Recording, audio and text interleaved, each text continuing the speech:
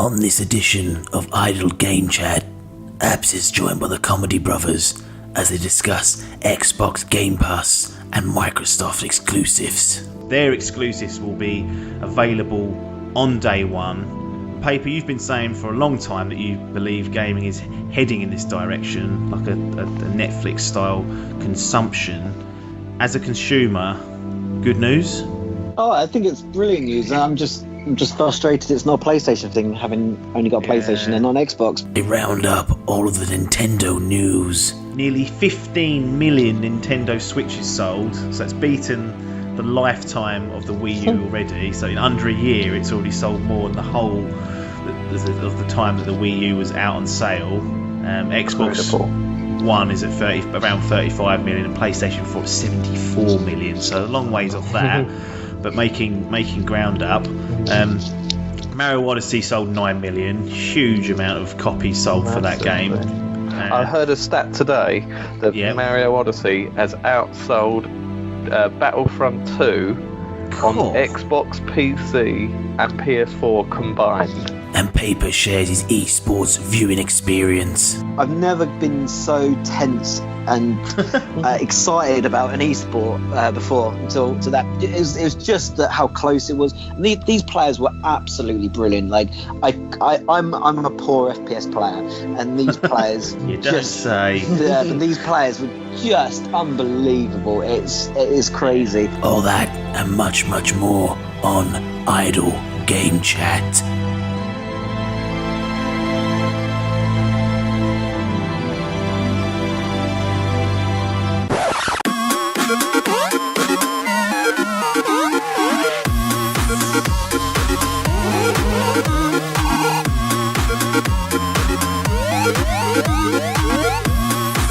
Hello and welcome to Idle Game Chat. This is our February 2018 edition where we discuss what's been going on, what we've been playing for the last 4 weeks or so.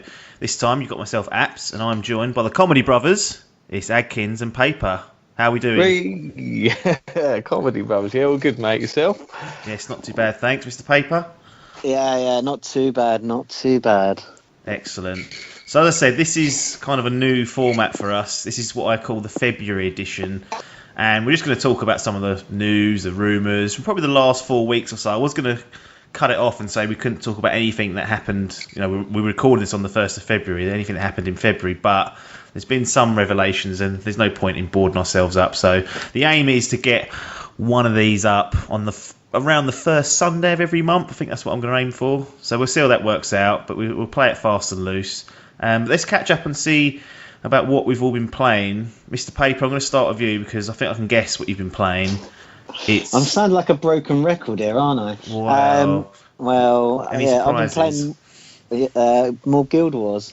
The joy of Guild Wars. I'm at the moment in the crafting phase of Guild Wars, so I'm spending my time just doing boring stuff like chopping down trees. This is Guild Wars 2, not the OG Guild Wars. Yes, Guild Wars 2, with all the expansions and all that lovely stuff. Although away from Guild Wars, I must admit, we have been, and actually we all have as well, been playing some Destiny 2 and some GTA 5 heists. So, but yes, which was all good fun, apart from Mr. Spoil Sport ruined it for everyone. I'm not going to put any names, but he knows who he is. And he's on the. It's really burned him, hasn't it? It's caused an absolute divide. It has within the Dimp group. Yeah, I mean we all had a go. We had one go. It was the Eater of Worlds raid from Destiny, and obviously if you want to have a look and see how we did, you can find our archive of it at twitch.tv/dimpdigital, whom we are now an affiliate with. So that's quite a big milestone for us. So thanks to anyone that's helped us get there in the follow front. But our raid was earlier. No, we've got. I mean, to be honest, to be an affiliate, you haven't got to do a great deal. You can be pretty poor like we are and still make it in. So I don't know. I think it's like 50 followers and then average viewers of 3. And I was like, well, I've got 4 accounts, so we can get that one. But excellent news. Our raid, and you can see it on there, was unsuccessful, and it's caused, it's put friendships in jeopardy as far as I'm concerned. People getting ratty, people having meltdowns. My question to you guys, and perhaps Adkins, you can answer this, is why are we doing this to ourselves? Well, that is the question. And there's backlogs to be finished. There is. There's lots of backlogs to be finished. And we got 5-hour sessions of the same boss fight when it starts hammering. Getting signed off on a Friday night. Cool. Yeah. Is there much interest to continue from your perspective? Yes. There is from papers. There is. I'm happy to. I feel bad for leaving and fucking out for you lot.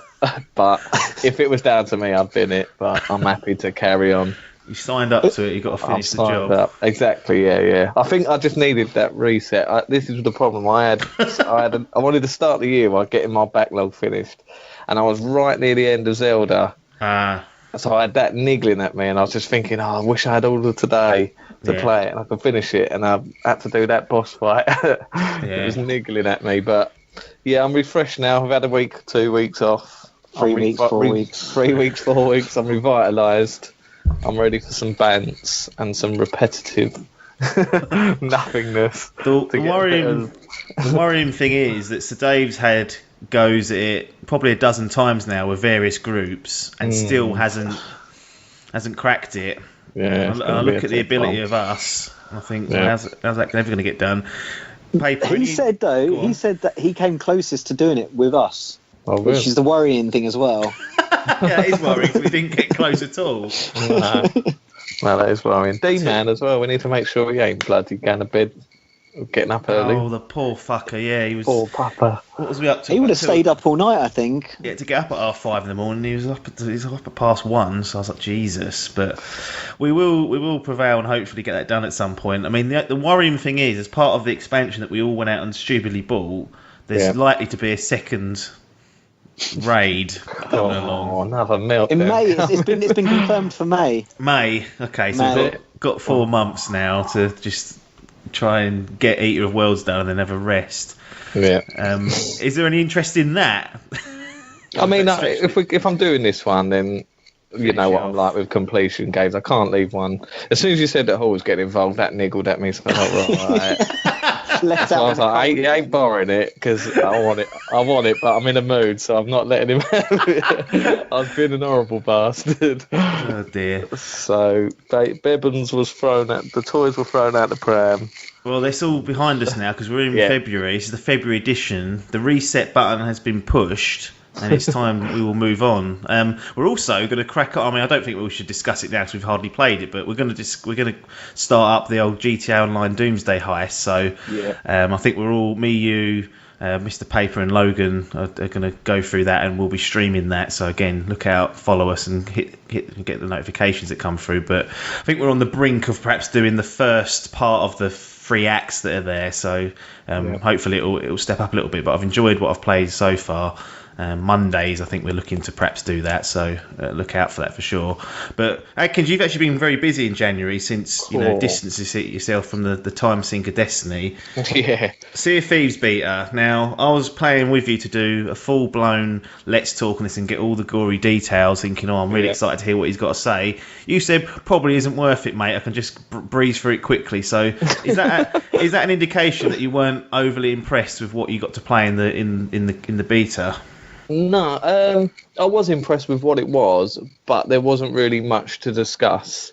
If you've seen gameplay already, you pretty much know what you're going to get. Getting that treasure. Yeah, that's it. Yeah, I was very impressed with what I played, but I do have concerns that if that is all it's offering, then is there going to be the longevity of it? Yeah, that is a concern. That is the worrying. I had a few little issues. Sorry, go on. No. I was just going to say I had a few issues with it. I'm sure that'll get ironed out. But it was a game-breaking bug that happened across different playthroughs with different various members of the Dimp gang as well, Mr. Salmon and Sir Dave, venturing away from Destiny, and we all had the same problem where it wouldn't start a mission.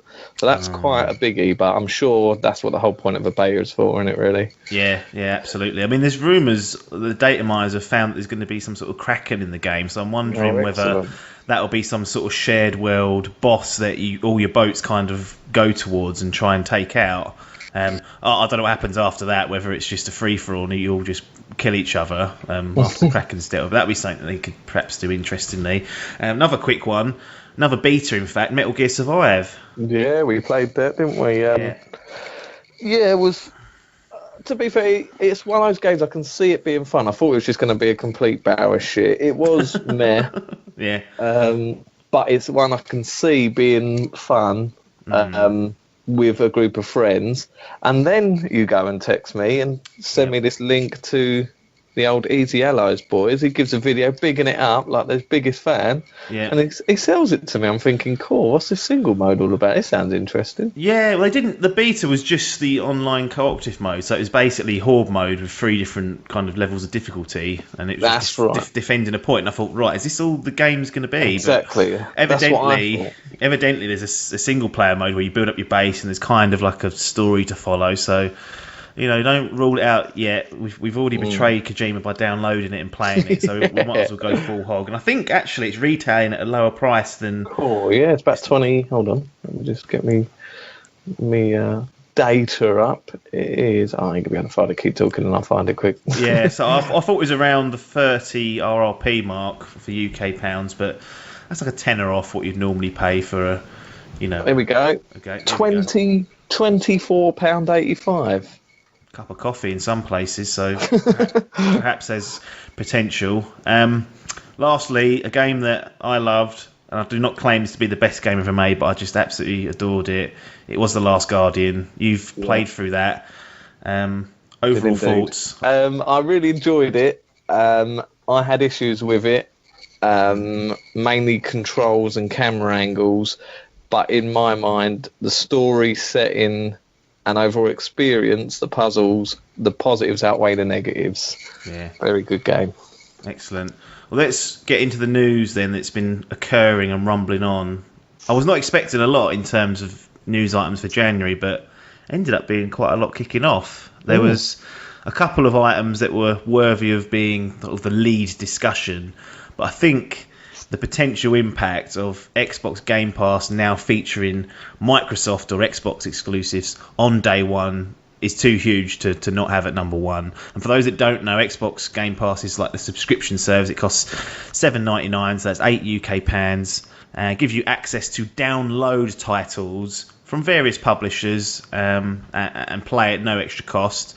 And you get to play the game as long as you have your active subscription. So like your free games that you get with your Xbox Gold anyway, but this is a separate service. Very similar to EA's Origin and EA Access. And the kicker there was that the games on EA's are typically about a year old before they land on it. So maybe nine months or so, I think maybe that Titanfall 2 arrived, but is good. But the upshot was you couldn't play any of these games that were new. They were all stuff that had been perhaps you've played before or people have spoken about. You've missed that kind of boat. Microsoft are changing that for Xbox Game Pass. Their exclusives will be available on day one. And Paper, you've been saying for a long time that you believe gaming is heading in this direction, like a Netflix style consumption. As a consumer, good news? Oh, I think it's brilliant news. I'm just frustrated it's not a PlayStation thing, having only got a PlayStation and on Xbox. But for me, it's as you mentioned, I do think it's where we're going to go to. We're going to this kind of world where a streaming service and less discs and less clutter is just the way forward. And Netflix or Spotify, it's all these different other mediums of using that type of service and thriving off it. It'd be stupid that the gaming industry doesn't go that way and use that. And you would think that actually for an Xbox customer, if I had an Xbox, that I would have my monthly my yearly pass to get onto the internet and all stuff like that, and I would also bundle on the monthly pass just so I could have all the access to the games that I wanted when I wanted, like Netflix and stuff like that. I can just go on and just binge it. And out of that, I might only a year, say PlayStation wise, because opposed to it's PlayStation, maybe buy 2 exclusives like day one in PlayStation. What's that? That's £80, £80 UK. the pass at £7 or £8 a month, that's already over like 96. That's £96. So they're already getting more money off me. They're allowing me to play more, fair enough. Yeah. But actually, I probably wouldn't have played that much anyway. So actually, the people that are going to get the real benefit out of it are what I call the sort of hardcore gamers, the people that like to play things from day one and play it and stuff like that. The people that probably won't get the benefit out of it too much is more of like the casual gamer, the person who might only have 1 or 2 or 3 exclusives a year. But the casual gamer, which is probably about 80% of their audience, the majority of them I think would probably sign up for this. So it's I think it's a win-win for the consumer and for Xbox and Microsoft. Yeah, I mean, the thing is as well, not only does it have, obviously, the exclusive games on there, but if you were signing up just for those, there are other games from other publishers, so the casuals, if you want to call them that, or the mainstream, could potentially play hundreds of games over the year and obviously pick out the ones they want to. You mentioned there, actually, I was going to ask you about this, but you mentioned being frustrated that it's not a Sony thing. In fact, Sony have made it quite clear that they didn't even want EA access. They banned that from their service. Does this, as a PlayStation only kind of console guy paper and a Switch, does this ever make you think, maybe next, in the future, if Microsoft keep this up, next console I might consider the Xbox over the PlayStation? Yeah, I think if Microsoft can prove coming towards the end of their console generation, like when they all come to the end, if they can prove that they're getting their exclusives together, I wouldn't be against getting an Xbox. So that was the only thing that swayed me over to PlayStation. Things like Uncharted and even at the time Rocket League and there's a billion other things. But the PlayStation did it so well at the start, and I generally with a new console I tend to wait about a year after to see how they sort of performed for the first year, and then sort of take my lead, because also you want to gauge where, and it's very much where you're sort of the majority of your friends that you try and go over to that console to play with your mates, and you see it wherever you go. See people. I've got mainly either one or the other on Xbox and PlayStation. It's mainly because they can play with their mates. So I definitely would consider it. It's not out the window. So yeah, Sony, pick up your slack and sort it out. Otherwise, you will lose customers.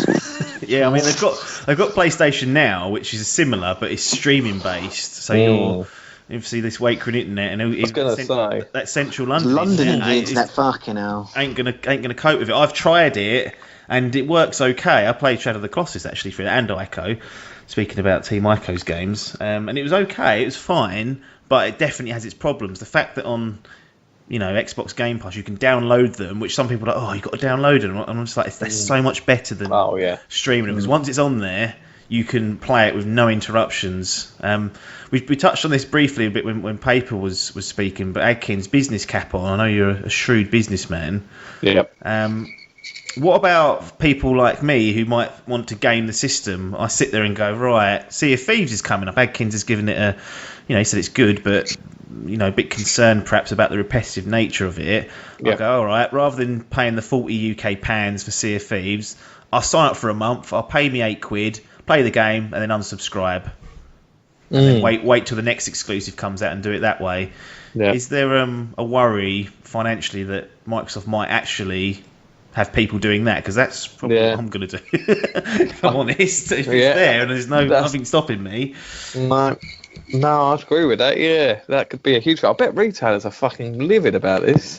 Well, yeah, there is retailers that have actually refused to sell any more Xbox products. Oh, really? One in Austria that's done it. Other smaller ones have voiced their concern, saying, "Well, you're making us irrelevant." Yeah, I can see Game having a go soon, going, "Oi, stop it." But yeah, no, I think it's a good thing, especially with Xbox, because they do have a very small first-party titles in the horizon. But with a game like Sea of Thieves, I think I just see this as a good thing for that type of thing. If people aren't so sure what it's going to be like, it's almost like a try before you buy, but you don't even have to buy it. So it's just a try. Can you imagine if, and this is where I think it'll work really well, if Xbox can get a game like this on the service, like PUBG. So you've got something like PUBG, which is obviously blown up. It's quite cheap in comparison. Obviously, it's mainly PC and now moved over to Xbox. But people were playing that game for months and months and months and months. If you can get a game that has that appeal, or like a Destiny even, or maybe Anthem that's coming up, games where people don't want to unsubscribe, they want to keep playing the game for months, and instead you say, well, it's only on Game Pass, or is there an option for it on Game Pass? And if you play it for 6 months and pay you £8 a month, you've got them. They're paying it because they want to play the game.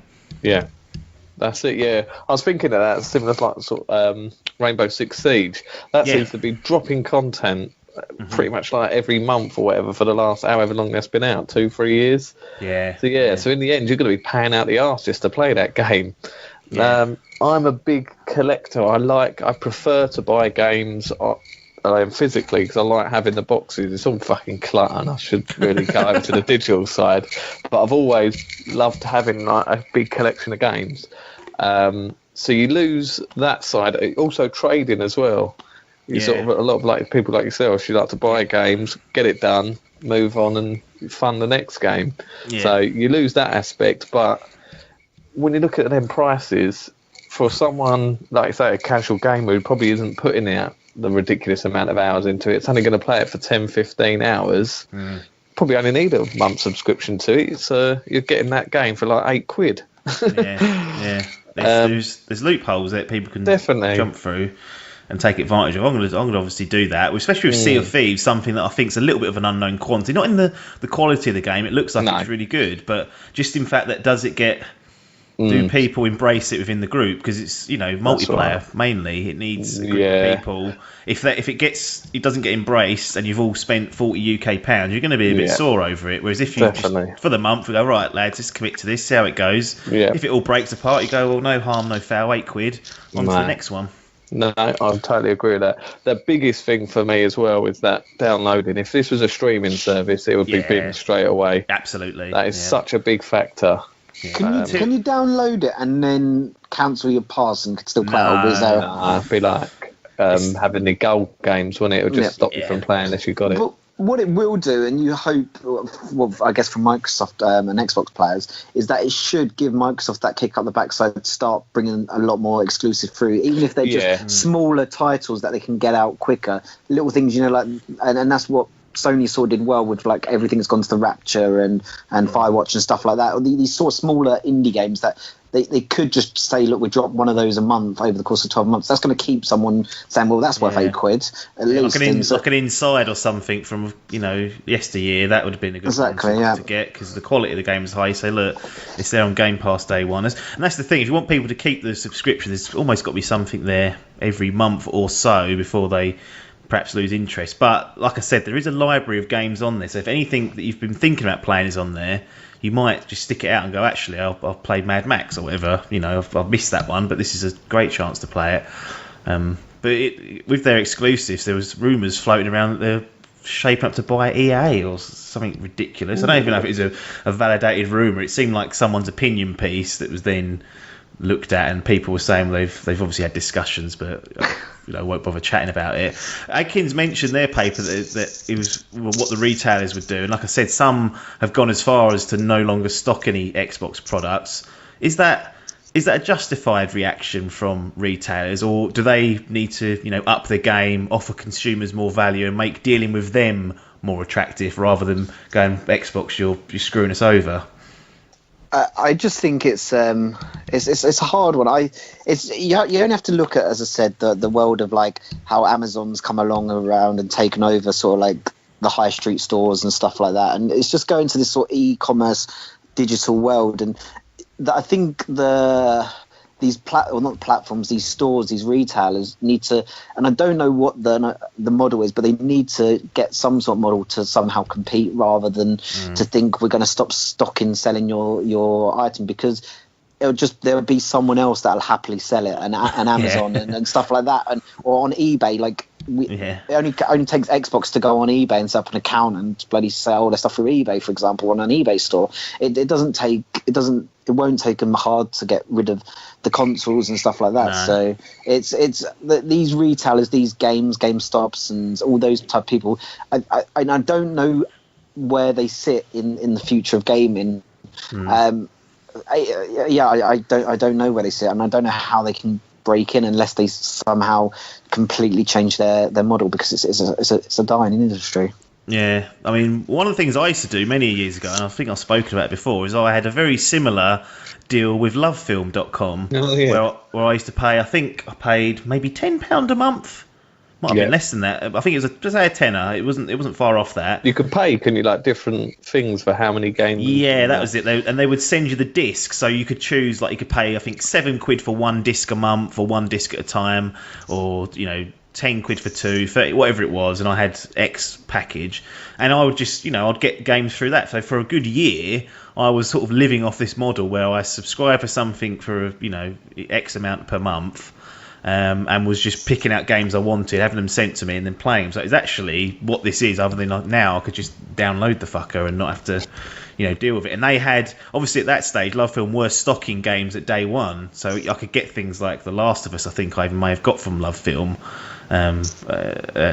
when it was on there. So it's been done before, just through a more archaic structure for that. And I think the retailers in general, they've got to remember that there's only 3 games this year that are getting impacted by this. There's Sea of Thieves, which we've spoken about, Crackdown 3, I don't know what the fuck's going on with that, and State of Decay 2.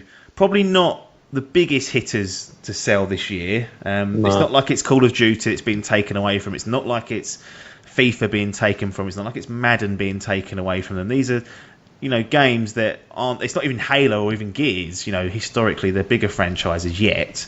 So I think that was a little bit of an overreaction there. So we're sitting here, Adkins, paying £8 a month, going, loving life. Could that cause a behaviour within consumers where you get used to that model and the value of games sort of plummets, i.e. you forget that they used to cost £40 and then when a game doesn't come via this model, you go, hang on a minute, I should only be paying £8 for this. Yeah, well, we're starting to see sort of similar to that already, haven't we? With the Bethesda titles, they would sort of almost split in half, like 50% within about 3 to 4 weeks. They cut in half. Yeah. So you start questioning yourself: do I buy games on day one anymore? I know. Yeah. So it seems like it's going that way already, which is sad to see. Because I don't know if they're doing this because they ain't getting the sales. That's all it is. It's sales. They just can't shift them, and they're like, right, get them out the door. Yeah, need to recoup something on this. These numbers, they predict their sales, don't they? And when they don't meet their targets, they're shitting their sales, and that's why they're slashing these titles. They're getting chucked into sales, and I think it will. I think if we're streaming these games, doing these Netflix type services, we are going to forget that a full release. I think what's the most I've paid is about £46, I think, for a standard edition game. If a game comes out like that by the end of the year, when you've been paying £8 a month, you're going to go, fuck that, I ain't paying £50 for a game. Yeah, it could condition that sort of behaviour. Speaking about Bethesda, actually, I paid 55 UK pounds to Bethesda, and I got Dishonored 2, I got Wolfenstein 2, I got Evil Within 2, and I got Dishonored, the Death of the Outsider, all for £55 in the end, because the Bethesda games just come down in price so quickly. By the time I was ready to play them, it was £10 UK pounds for Dishonored 2, one of the critical darling, yet sold like garbage and being sold for that. And you think, how can they make anything off that? Yeah, that is sad, isn't it? It's a changing market, and it'd be interesting to see how it develops. I'm definitely going to jump on it for Sea of Thieves. I think I don't see any reason why. I can't think of any reason why I wouldn't try it for £8. No, certainly not. Especially being that type of multiplayer game where, like I've said to you before, I don't know if it's got the legs for a single player game. Yeah. It was all right for 5 minutes until I was getting mullered. And then you're like, right, this is... You can't defend yourself, can you? No, a boat of 4. Almost like with EA, and they sort of push you into microtransactions. Yeah. This game pushes you into making friends. Apparently, there's going to be, like, when you meet a new character in the game, it's actually going to bring up, like, the UI to add him as a friend on your like Xbox account. Oh no! Like, cool, false friendship. On that, no. Unless you can create lists, which I think you can do on PlayStation now, but create lists and say, look, Sea of Thieves randomers and just have them like blocked. I'm not. Right. Pack that in rare. But yeah. So that's Xbox Game Pass. That's the sort of moves they're making. They're obviously having a shake-up over there at Microsoft. It'll be interesting to see what they do. Sony have been pretty quiet this particular month, but Nintendo haven't. Nintendo have bashed out a few things. We had the Nintendo Mini that struck, which is basically, other than Dark Souls Remastered coming to that and other platforms, which they didn't say at the time. Obviously, I thought it was just coming to the Switch, and that was it. And I was like, Christ. Yeah, that's what I thought. And I think that would have been more like a good thing for the Switch. I was actually contemplating getting it on the Switch, thinking if this is exclusive, this could be the game that gets me into these type of fucking bastard games. But as soon as I see it's on other platforms, and I think, well, I've got the other platforms, it's going to be better on them. That's a shame. It was like 45 minutes later. It was like, it was. It's 60 frames. It's 4K, and I was like, right, not the desired platform. Maybe playing it on the go is the right thing, but honestly, I don't think you want to play that game in public because you'll be getting annoyed. But what I picked up from this was that it was Wii U port central again, which is good because I missed a lot of those games, and the standout for me was Donkey Kong Tropical Freeze. They had one exclusive, didn't they?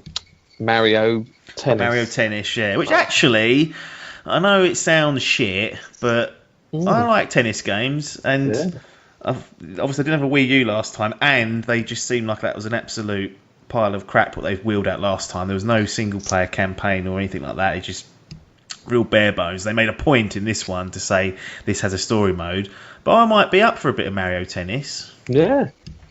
Another Paperwood, he loves sport. Wow. And Mario, He's a keen karter.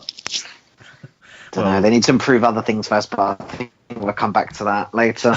We'll play multiplayer.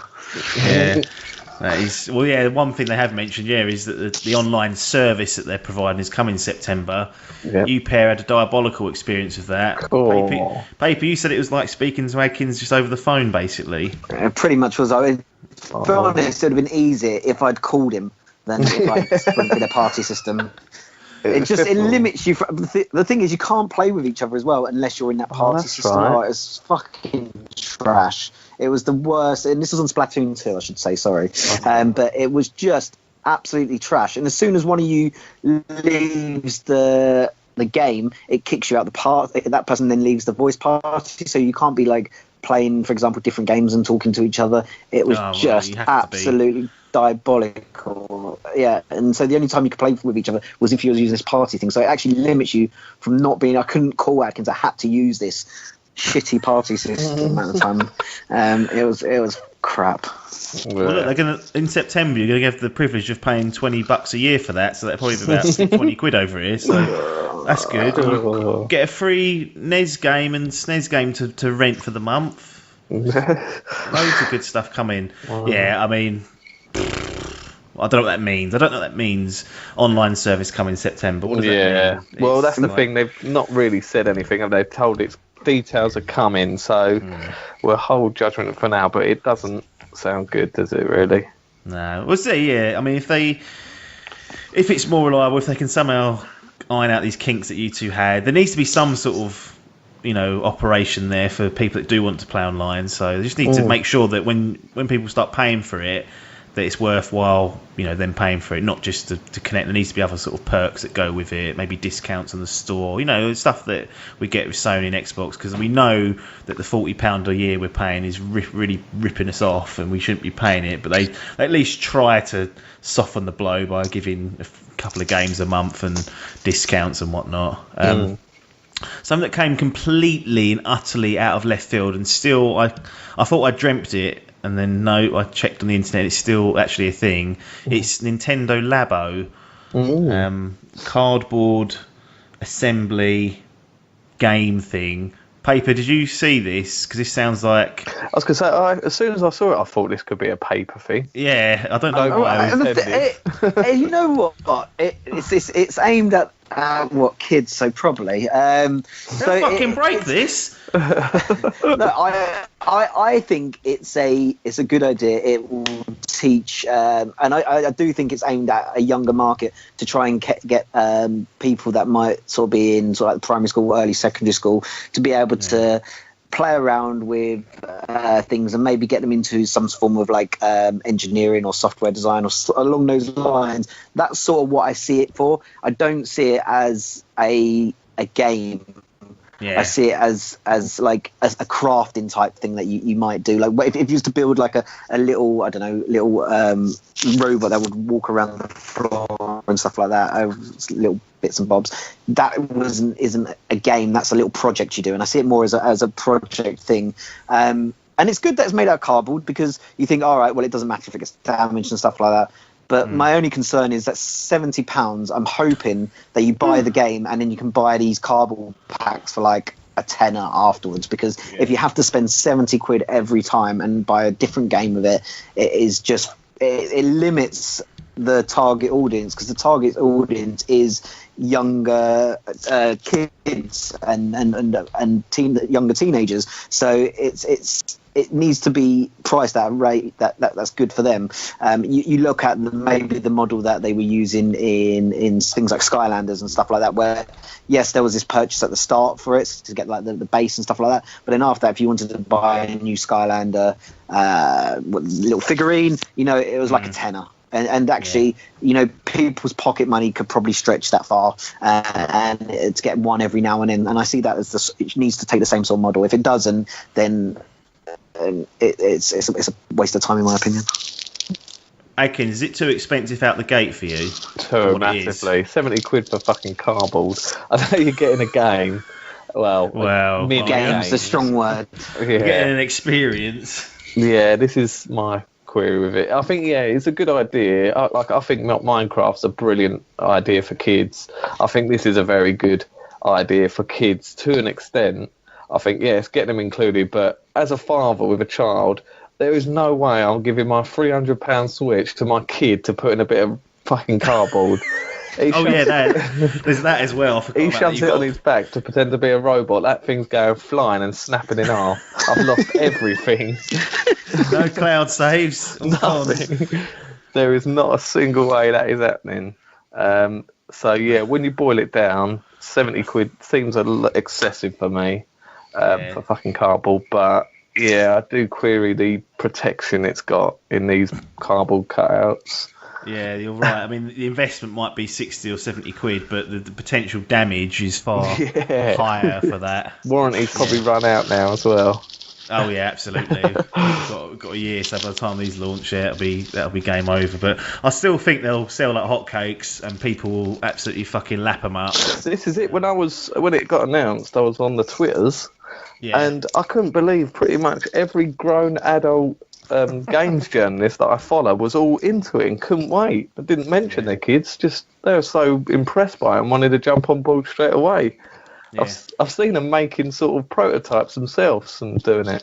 Jesus, not for me, but no. I'll happily let others revel in the success of that. And Nintendo themselves being very successful, because we've got some sales figures for the Switch and also some of the games that have been out in the past year, or not even a year really. It's sort of been like 9-10 months, but nearly 15 million Nintendo Switches sold. So it's beaten the lifetime of the Wii U already. So in under a year, it's already sold more than the whole of the time that the Wii U was out on sale. Xbox One is at around 35 million, and PlayStation 4 at 74 million. So a long ways off that, but making ground up. Mario Odyssey sold 9 million. Huge amount of copies sold for that game. I heard a stat today that Mario Odyssey has outsold Battlefront 2 on Xbox, PC, and PS4 combined. Yes, I saw that as well. Wow. What a success story that is. Mario Kart Deluxe done 7.3, Zelda at 6.7. What a turnaround from the Wii U that they couldn't even give the fuckers away. And now they've come out of the gate in under a year. 9 months. That is unbelievable, isn't it? Well done, the boys. Yeah, well, we've all got a Switch. I think nearly everyone in the Dimp group got a Switch at some point. Yep. Even Chappers ordered one and then he got cold feet and cancelled it. But for some reason, it's just resonated with people, and they're putting out great games. Yep. It's just become a haven of. You know what I saw today that really interested me? We've got Dragon Quest Builders coming to Nintendo Switch. Which is a great place for that to be. It was on PlayStation before, but also I saw Night in the Woods is out, coming out imminently, and it's had a lot of hype. It was on PC and PlayStation 4 before. Little 2D story-based game. It'd be very good, and now it's on the Switch. I'm like, well, there we go. Definitely. That's where it's getting bought. It's been my most played console this morning in the month of January, which it hasn't been for a long time. No, we were talking about in the roundup of 2017's year that you said you hadn't given it as much time as you'd liked, and it's almost got a full month out of me if it weren't for those betas. Yeah, that's the trouble when they come knocking. Timed, you got to jump on it. Yeah. Last thing from Nintendo, Mario Kart Tour, which is going to be a mobile game coming out. Paper, you said you kind of like the look of this or think this could be successful. Yeah, I just think it's. The graphics and the gameplay is actually probably quite suited towards mobile. Like obviously within mobile, you can have steering by moving your phone and stuff like that. Equally, gyro. Gyro. That's what I was looking for. And then obviously you can have touch controls and stuff like that. And to me, it just it suits that platform quite well. I wouldn't be surprised if it was a big success. The one slight concern I have about it, and this probably based off when they released Mario Run, was I felt a lot of things were hidden behind microtransactions, and I just hope they don't go down the same route. I'd rather pay £15 for a mobile game and get a Mario Kart than get it for free and everything be hidden behind microtransactions. Yeah, I mean the trouble with that is they tend to make more off the free to play stuff. People definitely do. I mean, because they moved obviously Animal Crossing, that was free to play, and there's lots of you can do microtransactions to get tickets and stuff like that. I played that for about an hour and thought, this is actually all right. Never went back to it. Been sitting there rotting ever since. But yeah, it'd be interesting to see with Mario Kart or how that actually plays, because like you said, there's potential to use the gyro and sort of semi-motion controls to steer and whatnot. But I wonder if they'll have to water it down. And one person that I will definitely speak to once it's near the time will be Chappers, because he's on a mobile binge at the moment, and that's these games are probably a higher quality of some of the games that are out there, but Nintendo are really committing to that space like we thought they would. Paper, eSports. Hold on, wait, we ain't mentioned the film yet. What? Detective Pikachu? No, Mario.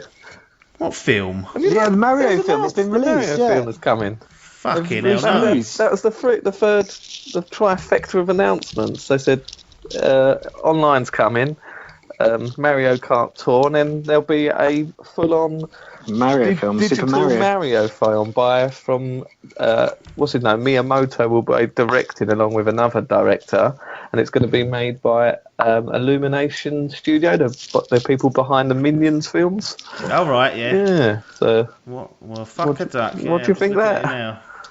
It ain't gonna. Well, those cinema trip. Been doing. It will be, unfortunately. But with the scoring system in place that you've defined for films, I think you could struggle. Oh wow! I just read that now. What an odd, not an odd. I guess it's why not? But that surely going to cost a huge amount of money to do that. Better be successful.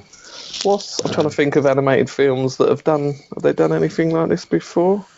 And they've done like Street Fighter anime films, but they were never sort of globally successes. Funnily enough, I was watching a retrospective on Final Fantasy today from Game Trailers. There's about 14 parts of it, and they did an animated version of Final Fantasy, and it went on to be one of the biggest bombs of all time. Cool. Really, really strong. I think they spent about 120 million on it overall. He pulled in about 20. Was that one that was released with Final Fantasy 15?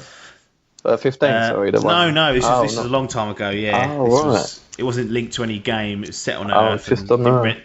Didn't resonate with people, inside the bubble and obviously outside. It just absolutely diabolical. The last Mario film, or the one that's sort of the infamous Mario film, Super Mario Brothers or Bros. got a 15% on Rotten Tomatoes. So that's all it's up against. All you got to do is beat that, and success story. You'll be more successful. I can see it doing maybe well, because I mean the amount of praise that these Overwatch videos have got. God, why don't they do a film? Yeah, they're brilliant. They are. They're very sort of Pixar. Well, you say that they are going to be. Well, Tracer's going to be in the new Ready Player One film, isn't she? Oh yeah. The market's building already. Yeah. Spielberg spearheading games into films. I've got a feeling that'll be a disaster as well. Poor Steven might blow that with Ready Player One. Oh, my favourite book. I hope not. Absolutely rip it to shreds, I reckon. But we'll see. Well, I didn't know that. I literally must have just skimmed past it. Maybe I saw it and just thought it was a joke and just didn't register. I thought I can't have actually read that and just ignored it. But there we go. We'll see how that goes. Paper, you've been watching a lot of eSports as of late in the month of January. Yes. You commonly do, or is it a bit of a new thing? It was just it was this weekend and the previous weekend just gone. I was just browsing around Twitch. Sometimes I just don't have a lot going on, and I think it was just a quiet Friday or something like that. And because I can't drink at the moment, I was actually doing productive stuff, and so I had Twitch on, and I just noticed that. Hey, look, there's a CS:GO tournament going on at the moment, and there's a FUT, which is the FIFA Ultimate Team World Cup, also going on at the moment. So I ended up sort of pretty much, I guess, watching both.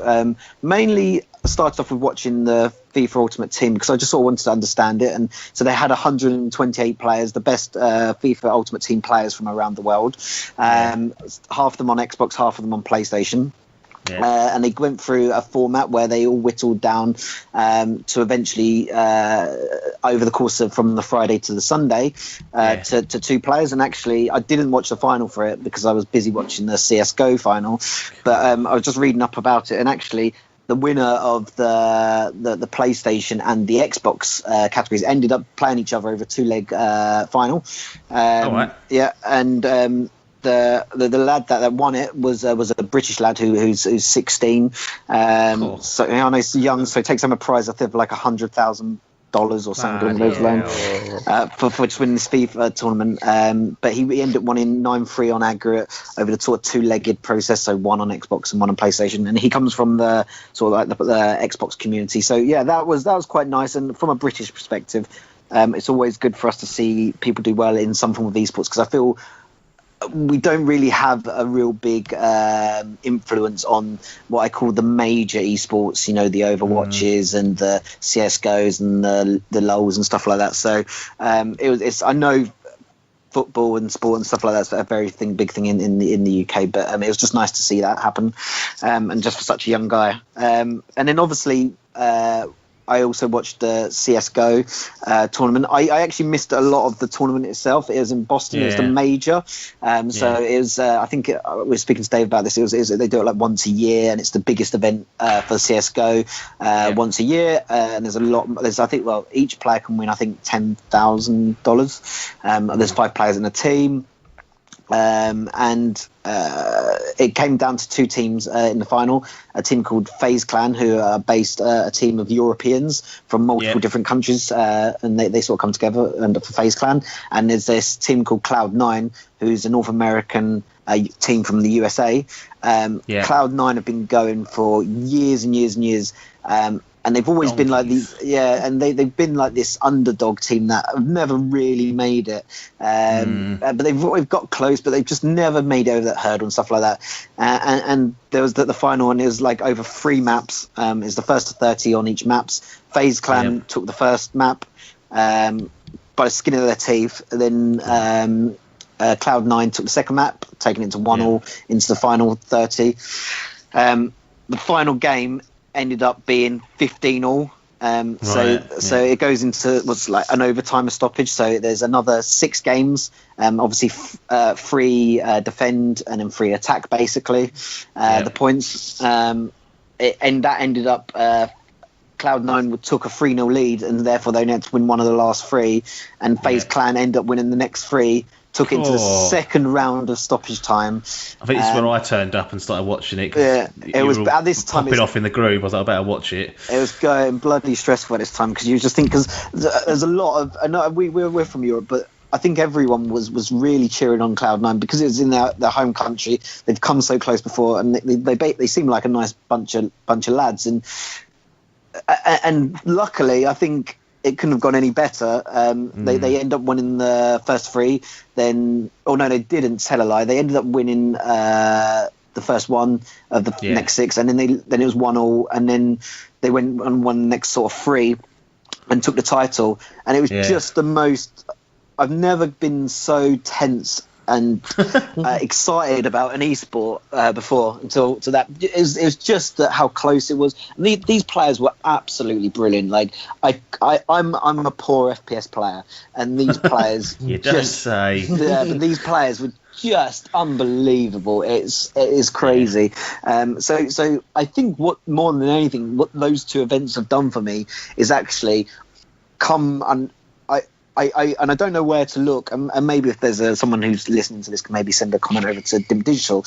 But I want to find out where there's maybe a list of all the esports that's going on that's being streamed to like Twitch and stuff like that.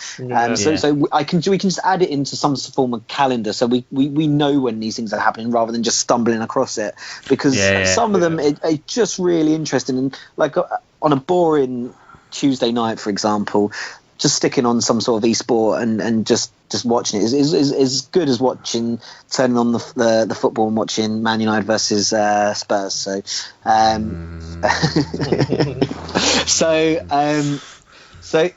I'm definitely up for watching it more. I thought it was brilliant. I thought both tournaments did fantastic. I wouldn't be surprised if esports doesn't eventually make some form of like the X Games soon. It is just unbelievable. There needs to be something that brings it all together. Yeah. I mean, I've like similar. I've only ever stumbled across esports. Yeah. Last year, I watched Formula 1 2018. There was the game that they're playing. Sorry, 2017, the game that I was playing. And there was like a qualifying tournament for that for people to go out to Dubai or Abu Dhabi rather.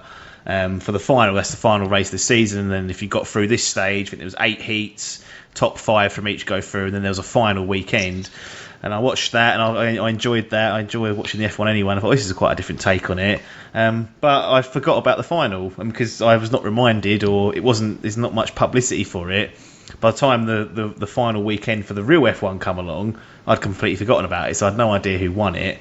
I also watched a little bit of the FIFA Interactive World Cup that was on last year, but it's definitely something that I'm interested in. I think it has to be the right game for me. Yeah. I caught the end of the CSGO, probably the last 10, 15 minutes or so, and I was like, these guys are very good. But I must admit, I was struggling to figure out what was going on. It did take. I don't play CSGO, and I'm not wasn't so. I didn't know the rules before I started watching it. It did take me a little while to start understanding it. But I eventually got it. But it is worth noting, like, when I was tuning into the FIFA stuff, there was peaking at around sort of 100,000 viewers, which is still really, really good. Yeah. CSGO was peaking around the 900,000 viewers, which is just ridiculous. Like that many people watching something is crazy. And as you said, it's not publicised very well. I've struggled to find out information about the FIFA World Cup afterwards. Just because it's not so straightforward. There is no you like for sports in the UK. Most people would go to the BBC Sports website and you can get your update of all the stuff. I'm assuming there is stuff out there, and I've not looked. But if there is, and people know, just let us know where we can go and find some of this esports stuff because it is fantastic. Maybe that's a new branch for Dimp Digital to start reporting all the esports, like a BBC, and become the leading esports reporters, get sent to the events. There's a niche there. Like you said, someone probably does it, but if they're not, we're coming for you. It'll be ours. Adkins, esports, thumbs up or thumbs down? Thumbs up if I know it's going to be on. So it's that problem again, is it? Exactly the same problem, I'd never know when it's on, so I don't really catch it. The only one I watch every year, which I've done for a living, is Evo, the fighting Oh, yeah, eSports. I of love course. watching that. Yeah, the Street Fighters, the Mortal Kombat. I watch that every year because I know when that's going to be on. But the rest, I have no clue. You just sort of see a bit on Twitter, and then you think, oh fuck, what time's that? Because it's on Twitch, it's either on at silly o'clock of the day when I'm not available. Yeah. Or you can't really. Well, it's hard to go back and watch it. Unless you know what you're doing. It's. I find it's a bit. I like to watch things live anyway when it's a sport. So Yeah. going back is a little bit. I sort of think, nah. Yeah. Once I've missed it, I've missed it. But Yep. a growing sector and something that we'll keep an eye on and check back in with. A couple of final things, but one of our favourite segments from Dimp Digital. It's the one. It's the only. Delay news. Absolute deafener for the Levelator to try and deal with, but Anthem's not coming out this year. No, blow it. Who's on? 2019. Battlefield is coming apparently, but Anthem will not be arriving this year. Apparently they want to make sure it's right. I've got a feeling that BioWare on the chopping block here. Yeah. That game needs to perform, and they're like, right, well, give us. You know what? It's got to come up before the end of March though, because that's the fiscal year when EA do their reporting. So they have got a time limit on it, I believe, because that's exactly what happened with Mass Effect. That come out March time and wasn't ready. They've completely binned Mass Effects now, have they? Because of focus. I think so. I think they have to because EA Last don't be chance. accepting that. They'll be going get out. I mean, they cancelled a fucking Star Wars game that wasn't even being released. And one thing that we was all hyped for, it had Amy Hennig, and it was it looked like it could be like an Uncharted style game, and they just went nope, not anymore. Yep. So they can be turds about it. And quite exciting news, really, because we didn't really have a firm release date on this, but Red Dead Redemption has got a release date. It's not in spring, so it's not quite what we were promised, but it'll be October the 26th, 2018. So Rockstar put out an announcement today. I like the fact that usually when there's Red Dead news, when they're excited to show it, they change like their Twitter account to the colour of red. Yeah. And everyone's like, oh, Red Dead news coming, and they might put out a little like teaser for like the time or whatever. This time it just come out of nowhere. It was like, Red Dead's coming 26th of October. Here's a statement. Sorry we've delayed it, but that's the day it's coming. But a firm release date, and I think hopefully they'll commit to this one because they've actually put a day on it. I'm not convinced. No. After GTA 5 and how many delays that had, I'm convinced that This is already the second Red Dead delay, isn't it? So I don't think there'll be too much more. One more, I reckon, beginning January 2019. 2019. The thing is, they've gone for a shit month if they with this October. You think there's gonna be another Creed, there's gonna be another COD. They sort of launch around that sort of time. It's that Q4 rush, isn't it? But I think it's Red Dead. It's Rockstar. They are. Oh, it will sell. They're the A-star team in all of that. Everyone will go, well, fuck COD. If I'm COD, I'm worried about releasing in the same month as Rockstar. So I'm not. A Rockstar shouldn't be worried. I think the other publishers should be worried. Yeah, very true. But for me personally, I still think it ain't going to be this year. No, I hope it is, but I don't think it is. I do as well. So we're going to do a quick roundup of the fantasy gaming draft. I don't know if we'll do this every month, but we might as well. It doesn't take too long. So looking at the team standings so far, and 8 legs, 6 legs, which is captained by Mr. Tom Adcock. One game released, and that is Monster Hunter World. That was Sir Dave's first pick, and it's coming in at a 91. Cool. So, surprising. 90, yeah, that's higher than I thought. I would have thought mid to low 80s for that after playing the beta. Yeah, but it's resonating and it's I'm on done well. Cusp of buying that. Could be played this weekend. Oh really? Going around my mates who's got it and he's just raving about it. So I can't really I can afford it, but I can't afford the time to play it. I'd like to say I'll leave it for another time, but I just can't stop watching it and hearing good things. Niggling at me. Yeah, that is. It is niggling at me as well. I feel like because that was one of my most anticipated games. I feel like I should give it a go because I've never played anything quite like it. So it'll come down in price, I think, as well. It's one of those ones again. Give it 6 weeks. I don't know. Them games don't really come down. Yeah, it depends. It sounds like it's selling all right, so it's possible that maybe it stays true to it, but we'll see. I mean, if people start crumbling and I see there's an opportunity, I might have to just take it. Hall's team speed run team have got 2 games that have now released. So we've got his very first pick. Well, it's not released, but the reviews have come in, I should say. His first game, which was Hall's very first pick. So Adcock squandered the chance to have this, and it was Shadow of the Colossus, coming in at a whopping 93. Cool. It's done well, that. That has done well, and that's going to wound Adcock because it is his favourite game of all time. If he just backed it, he'd have had one in his pocket early on, and now he's got the worry, like you said, Adkins, of Rockstar game. Yeah, another delay. Another game that has been reviewed and has come out was Chappers' second pick in the team, and that was Lost Sphere. And that is actually coming a bit disappointing, only a 71. So for all the hype that we were giving it on the programme, it's not done too well. So 71's about what you want to avoid the low 70s. You need mid to higher 70s, but it can all change. It's very early days. Adkins, you've got no games that have come out as of yet. No. It's 3 concerning ones on there. Obviously, we've got substitutions or transfers this time, so you're not completely up shit creek. But in the Valley of the Gods, Days Gone and Metro Exodus for me are ones that potentially might be looking at trading in and going, right, take the penalty and get something else in. I saw something on the bile that is Reddit. File machine. Some sort of confirmation that Days Gone will be coming 2018. So I'm up for that this year. Yeah, I reckon we've seen gameplay at old E3s. The one that the in the Valley of the Gods, which is the Firewatch. Yes. Well, not sequel, but the next game from them, Team Campo. We've not really seen anything from them, so that could be a blower. Depending how big they take it. Would it be another short experience? It might see it this year, but that was the third one. Metro Exodus. Oh yeah. We've seen a bit of gameplay with that, didn't we? Towards the end of last year.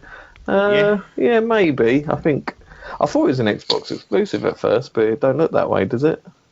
Oh really? No, I don't think. I think it's just showing off the WASP name. Scorpion. That's right. Yeah. Yes, they were, weren't they? Yeah. No, it's not an exclusive. So, maybe. I don't know. I hold hope, but nothing released yet. What's the first game that's likely to be released?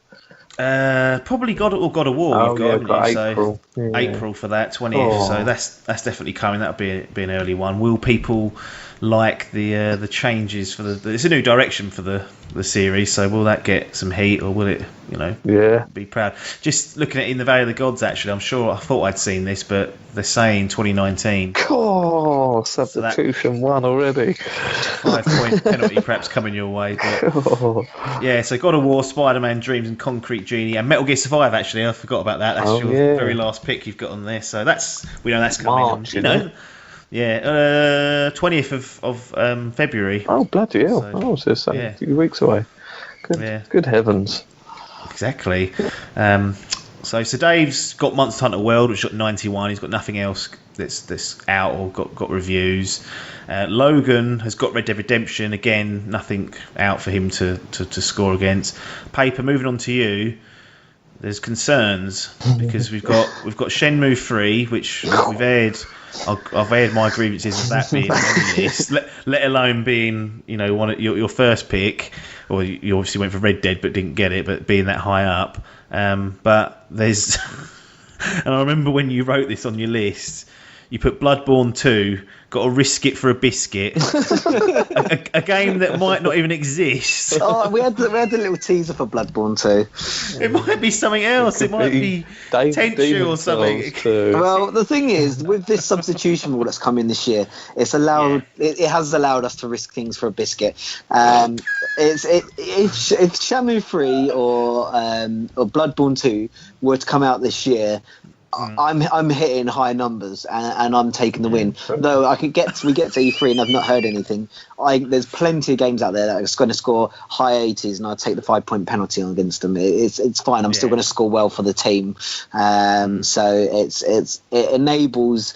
What the rules this year enables you to do is not to be so worried about missing things, because it enables you to take that risk, and if it comes off, you look like some sort of god, but if it doesn't, you can get out of the toilet easy. I mean, one tactic I was mulling over that people might do is purposely kind of loading their selections with stuff that might not come out by the end of the year, or gets confirmed as delayed.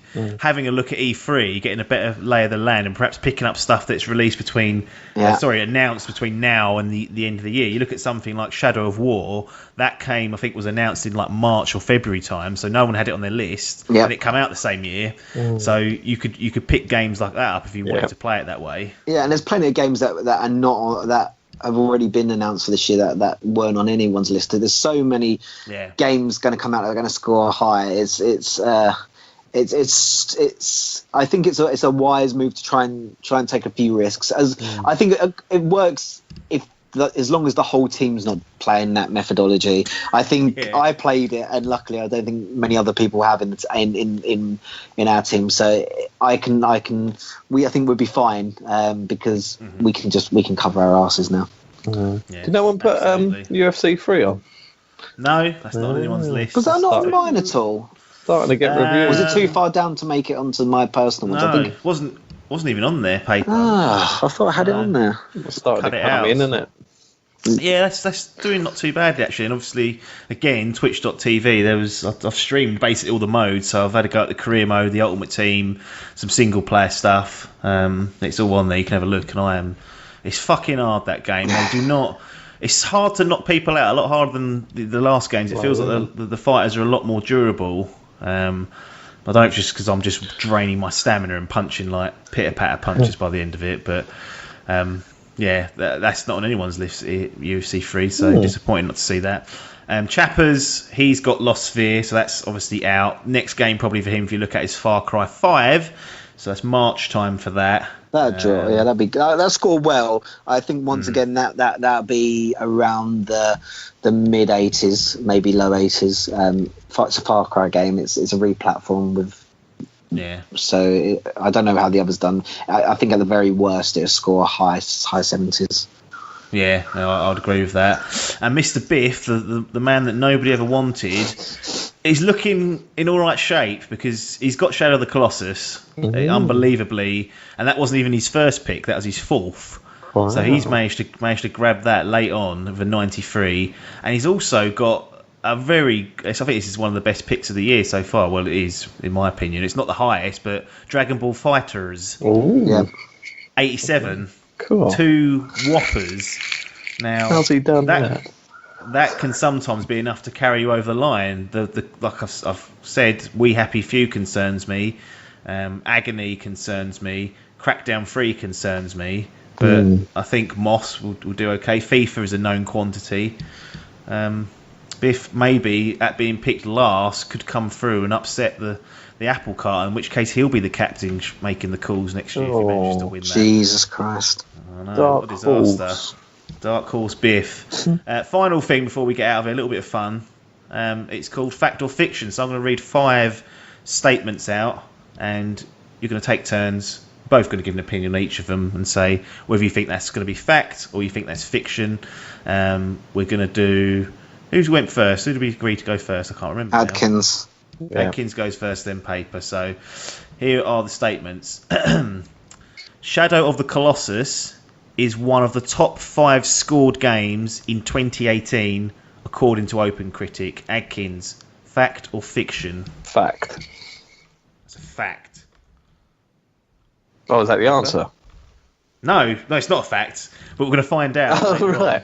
Oh, I see. Yeah, you're making predictions on whether that will be the case. I thought that was your answer.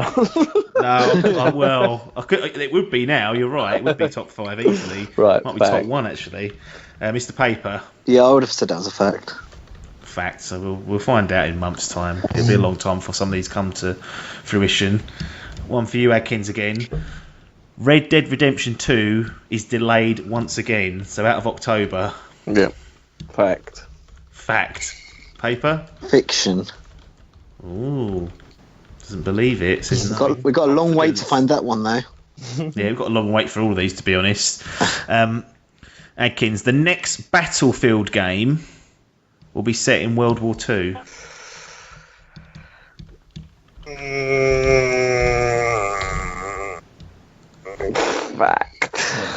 Fact. Yeah. Paper? Yeah, I'd say it's fact. Well, 2 facts. after the success of COD, that's all they can really. They ain't going to go back to they did World War One. Done World War One. They can only unless they make World War 3. Yeah, futuristic. The Nintendo Switch gets within 10 million consoles sold of the Xbox One by the end of 2018, I should say. Actually, any time during the year, it gets within 10 million. How many consoles has Xbox One sold? Do you know? It's about 35 according to reports. Oh, really? Switch is currently on 15, so yeah. Can it make up that difference? Fact. Fiction. Paper? Fiction. You think the Xbox One's going to keep its head above it? Is it? Well, they need to get about and catch up another 10. I would think everyone that wanted a Switch would have had one, especially over now the Christmas period's gone. Yeah, I could see a price drop coming this year though, and that could get a few punters in. Absolutely. Final one. The Dimp Digital Raid team complete Eater of Worlds. Core fiction. It's fact. It's going to happen. But I'm just going to blow this. I'm just going to quit. So this is how I get this. Yeah, make sure you get the correct answer on fact or fiction. Don't know if that's going to appear every month, but I thought at the start of the year it gives us an opportunity to do some fun things. We'll see if I can think of any more. Done that about a minute before we started, so maybe not the best, but that'll do. Well, that's a wrap. If you want to hear more about us, there's several ways that you can do so. Social media, obviously, so the Twitter machine and Facebook, and they're all at /DimpDigital, so either of those /DimpDigital and you'll find us.